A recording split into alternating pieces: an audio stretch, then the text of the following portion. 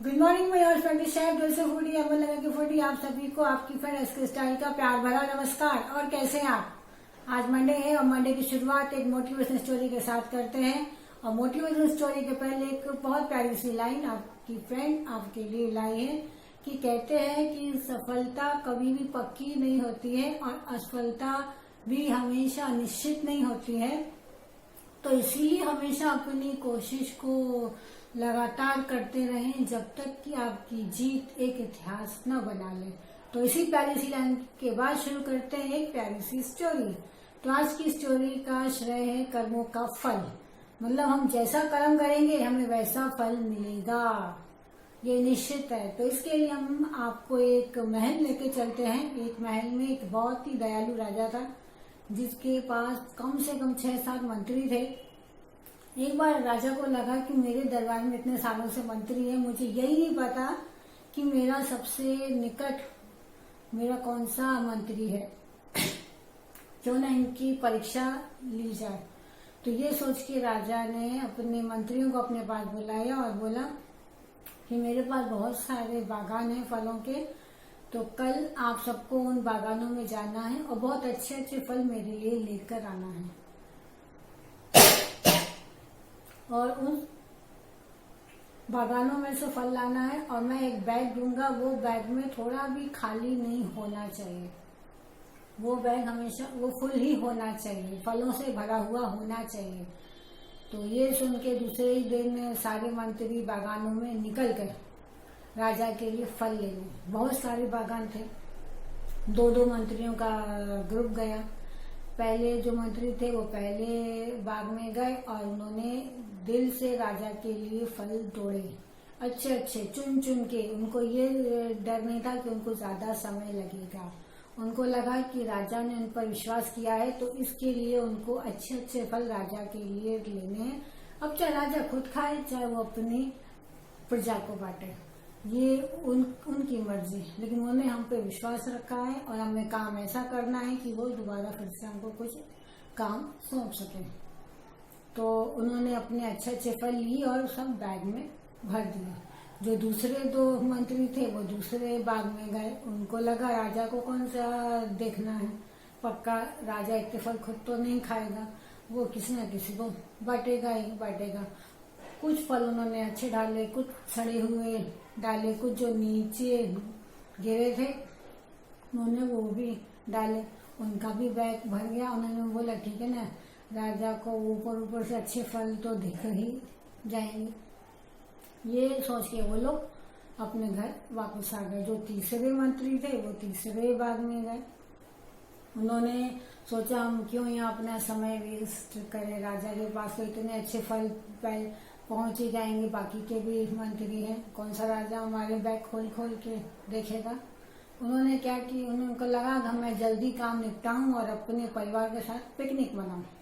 ये सोच के उन्होंने जो आसपास के गिरे हुए सड़े हुए फल थे वो सब भरे और आसपास के पत्तों से वो बैग को भरा और अपनी फैमिली के साथ पिकनिक मनाने पहुंच गए।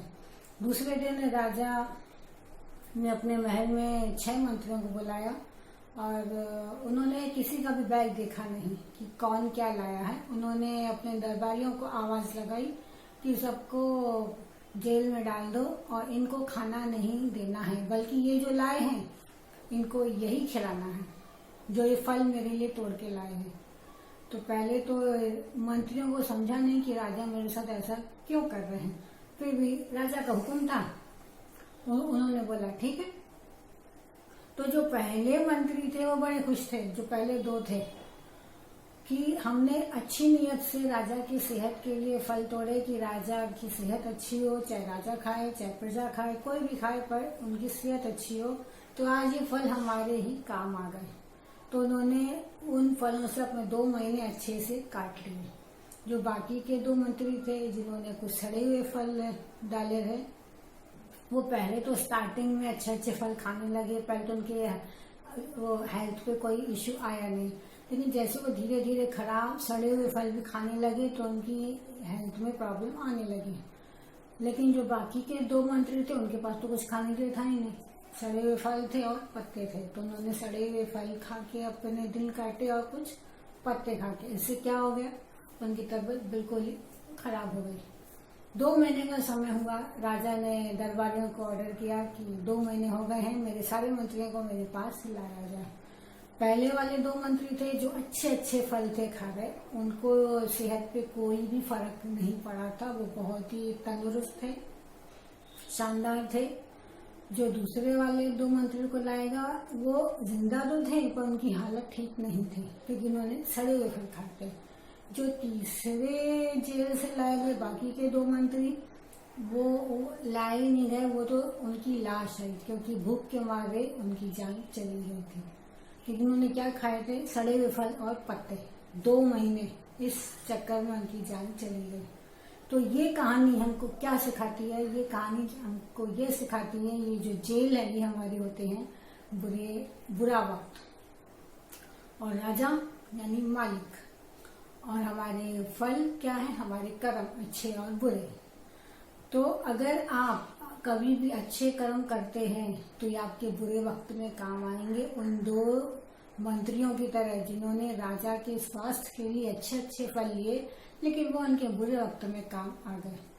और अगर आप बुरा कर्म करते हैं तो ये आपके लिए और बुरा रिजल्ट लाएंगे। जैसे वो 2 बाकी के 4 मंत्री, एक की हेल्थ खराब हो गई और एक ने तो अपनी जान में ही गंवानी पड़ी। तो हमेशा बिना किसी लालच के, बिना किसी स्वार्थ के आप अच्छे अच्छे कर्म करते रहिए फ्रेंड्स, क्योंकि अच्छे कर्मों का नतीजा अच्छा ही मिलेगा और बुरे कर्मों का नतीजा बुरा ही मिलेगा। तो हमेशा ये सोच के कि आप दुनिया को बातें बना के घुमा देंगे। अगर आपने बुरे कर्म किए हैं तो आप दुनिया वालों को पागल बना सकते हैं, आप चालाकी दिखा सकते हैं, लेकिन ऊपर वाला जो सब कुछ देख रहा है आप उसके सामने क्या चालाकी दिखाने वाले, आप उसको क्या पागल बनाने वाले। उसी ने तो आपको बनाया, आप उसको क्या पागल बना रहे बैठ के। तो हमेशा आप अच्छे कर्म करते रहिए, इसका नतीजा आपको वो बुरे समय में आपको जरूर मिलता है, डेफिनेटली मिलता है, और ऐसा मिलता है कि आप भी देखकर हैरान हो जाएंगे। ओके फ्रेंड, उम्मीद है कि ये कहानी आपको बहुत पसंद आई होगी। अगले हफ्ते फिर मिलेंगे। अगर आप कुछ अच्छा सुनते हैं तो दिल से पूरी सुनते हैं, और अगर आपको मेरी कहानी अच्छी लगती है तो मुझे बताइए। फिर मिलेंगे अगले हफ्ते एक नई मोटिवेशनल स्टोरी के साथ। तब तक अपना ख्याल रखें। बाय। Ask style.